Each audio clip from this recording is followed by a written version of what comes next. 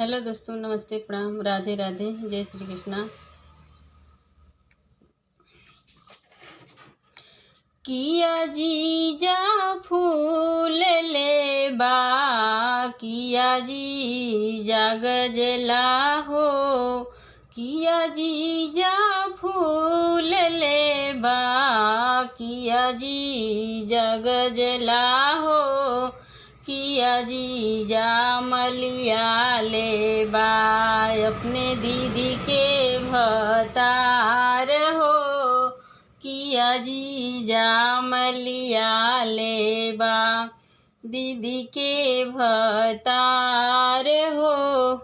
नाही हम फूल लेबे, नाही हम गजला हो, नाही हम मलिया लेबै, अपने दीदी के भतार हो, नाही हम मलिया लेब।